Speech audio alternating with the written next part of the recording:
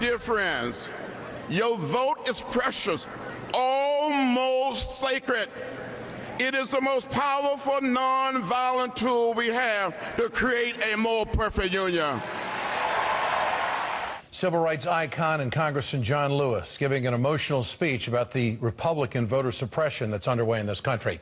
Representative Lewis joined Dr. Martin Luther King in protests like this one in Selma, Alabama in 1965. He risked his life to fight unfair voter registration practices. Almost 50 years later, we still fight racism at the polls.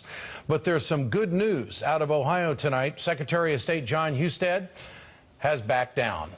At least a little. He's been fighting to block early voting.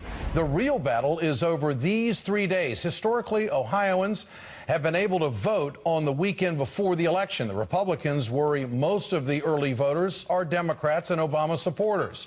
93,000 folks in that state voted during the weekend before the election in 2008. This year, John Husted decided to shut down the polls on those specific days.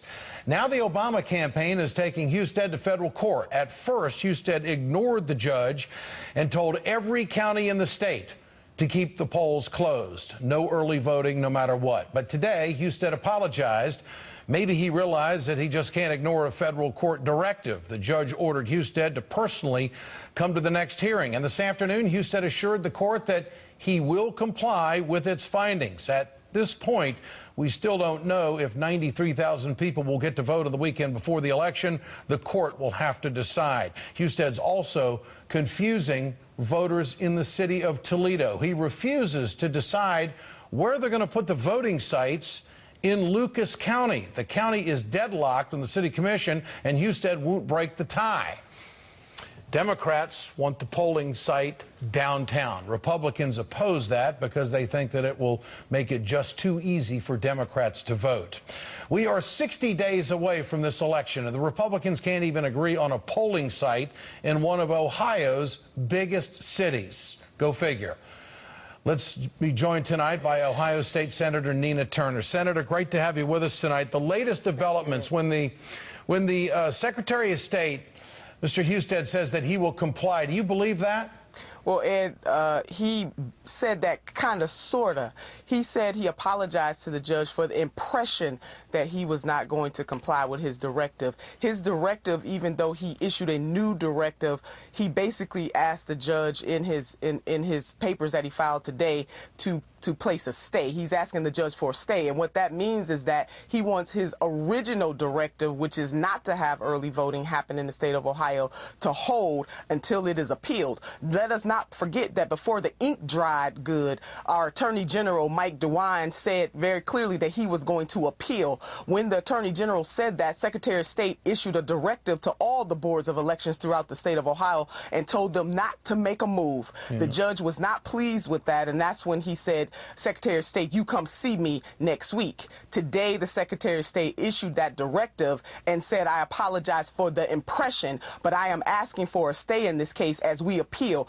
And they are appealing to stop access to the ballot. So no, this is not necessarily a good thing in the state of Ohio. Enough is enough. They need to stop suppressing the vote. So it sounds like the federal judge is certainly paying attention to what the heck the scheming that's going on here. When DeWine came out and said that, the judge responded. I mean, that's the way it's. So it sounds like you've got a federal judge who is on top of this and going to make sure that these voters are going to be having the opportunity to vote early. But are the Republicans in the midst of all of this succeeding in confusing Ohio voters? What about that? Absolutely. Not just Ohio voters. I was in Charlotte, as you know, and voters all over this country are confused. They don't know if it's voter ID, vote early, vote late, or vote never. But we will not be deterred. And, you know, some folks are too cool, calm, and collected about this. You know, if your house was being robbed, you wouldn't be cool, calm, and collected. The Republicans are trying to steal the election in the state of Ohio and across this nation, and there is something wrong with that. And, you know, one mentor used to say to me, if your hair is on fire, you need to act like your hair is on fire. fire, where our hair should be on fire in the state of Ohio and across this country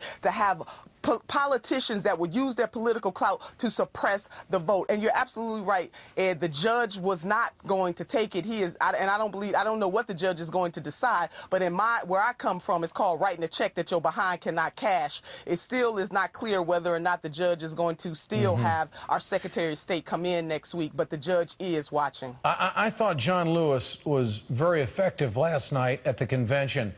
Are there any activist groups that have thought of bringing in this icon, the congressman who was marching with Martin Luther King, who had the personal experience of actually fighting for the right to vote? I mean, it would seem to me that he would have a tremendous impact on this story.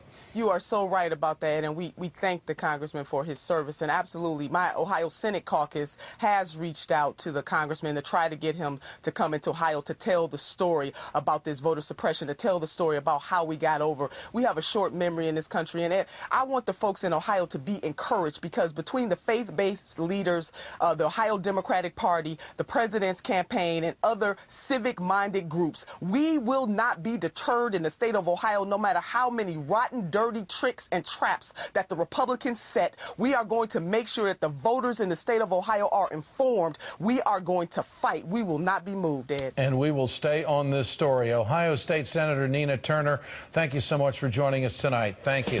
Coming up, Clint Eastwood, well, he finally shares the inspiration behind his decision to speak to an empty chair. You won't want to miss it. Stay tuned.